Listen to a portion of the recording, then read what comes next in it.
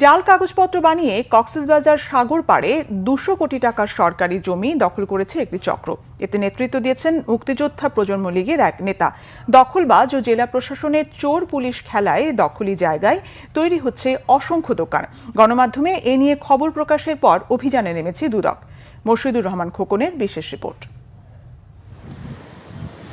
চারদিকে টিনের বেড়া, বাইরে ঝুলানো নিষেধাজ্ঞা ও সতর্কীকরণ বিজ্ঞপ্তির সাইনবোর্ড। কক্সবাজার সমুদ্র সৈকতের সুগন্ধা পয়েন্টে 4 লেনের সৌন্দর্যবর্ধন সড়কের বাম পাশে বিশাল এলাকা উঁচু টিন ঘেরা।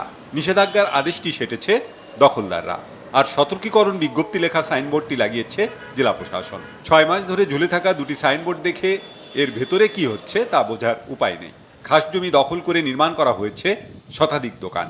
অভিযোগ উঠেছে জাল কাগজ বানিয়ে একটি সংঘবদ্ধ চক্র হোটেল মোটেল জোরের বাতিল করা প্লটের জমি দখল করে নিয়েছে। নির্দেশনা উপেক্ষা করে রাতের বেলায় বৈদ্যুতিক বাতি বন্ধ করে শত শত শ্রমিক দিয়ে নির্মাণ কাজ অব্যাহত রেখেছে। আগে আমরা জানতাম যে যুবলীগ, আওয়ামী লীগ, তারপরে বিভিন্ন এরা ছিল, এরা দখল করত। এখন নতুনভাবে আবার দখলবাজ আরম্ভ হয়েছে। সচ্চিদানন্দ সেনগুপ্ত নামের এক ব্যক্তির মালিকানা দাবি করে জাল কাগজপত্র বানিয়ে রাতারাতি মার্কেট নির্মাণের কাজ শুরু করে একটি চক্র। জাল কাগজ দাখিল করে হাইকোর্ট থেকে নিষেধাজ্ঞার আদেশও নিয়ে আসে তারা। জেলা প্রশাসন হাইকোর্টে আপিলের পর স্থিতি অবস্থা জারি করে আদালত।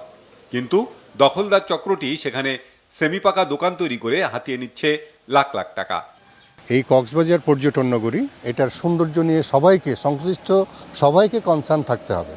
সাম্প্রতিক যে দখলগুলো হচ্ছে এটা খুবই আনএথিক্যাল, অনৈতিক। যেই সমস্ত জঘন্য চক্র ভুয়া দলিল খতিয়ান সৃষ্টি করে এই অপকর্ম করার চেষ্টা করতেছে, তাদেরকে কঠোর হস্তে দমন করতে হবে। আমাদের বিরুদ্ধে কোড অফ কন্টেম্পট মামলা করা যাবে এবং অন্যদিকে এটা যে যতটুকু আদেশের পর থেকে, নিষেধাজ্ঞার পর থেকে যেটুকু ওনারা স্থাপনা তৈরি করেছেন সেগুলো ভেঙে ফেলার জন্য বিজ্ঞ আদালত থেকে আদেশ চাইতে পারবেন।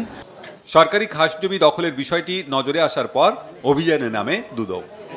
এর পিছনে মদতদাতা সহ যদি কোনো সরকারি কর্মকর্তা কর্মচারী জড়িত থাকে তাদের বিরুদ্ধেও আমরা আইনগত ব্যবস্থা গ্রহণ করব। আমাদের কাছে দখলের বিষয়টা প্রাথমিকভাবে প্রমাণিত হয়েছে।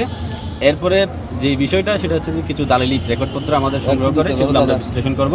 বিশ্লেষণ করার পরে আমাদের যে আইনি প্রসিডিওর সেদিকে আমরা যাব। সমুদ্রপাড়ের সৌন্দর্য নষ্ট করছে এমন সব অবৈধ স্থাপনা উচ্ছেদের দাবি কক্সবাজারবাসীর। Bangla vision news desk.